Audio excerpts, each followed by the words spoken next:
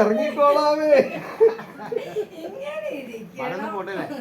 മഴയൊന്ന് പോട്ടെ, പിന്നെ മഞ്ഞാവും. അപ്പൊ പിന്നെ ഭയങ്കര തണുപ്പ്.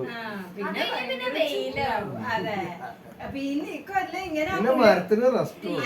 ഇക്കൊല്ലം ഇങ്ങനെ മുഴുവൻ തീർന്ന അടുത്ത കൊല്ലം ഞങ്ങൾ ആളെ വിളിച്ച് ഇത് മുഴുവൻ അങ്ങോട്ട് വെട്ടിക്കും. വലിയ പ്രശ്നമല്ലോ. പിന്നെ ഒന്നും കേക്കണ്ടല്ലോ. അതാണ് ഞാൻ ചെയ്യാൻ പോകുന്നത്. അല്ല എന്തു നന്ദു കൂടെ നിന്നാ മതി, ഒക്കെ ശരി. ഈ മഴ ഈ റബ്ബറിന്റെ തണുപ്പ് വിട്ടിട്ട് ഒരു ദിവസം പോലും ഇല്ല, അങ്ങനെ മഴയാണ്. പിന്നെ നമ്മൾ എന്ത് ചെയ്യും? മഴ അതിന് മുമ്പും മഴ. അതല്ലേ രസം. നമുക്ക് എവിടെയെങ്കിലും പോവേണ്ടി വന്നാ അന്ന് ഇവിടെ വെട്ടിന്റെ വെട്ടാ. 5 മണിക്ക് വെട്ടാ. അനിയൻ വരുന്നുണ്ട്. ഇവിടെ സമയമൊന്നുമില്ല.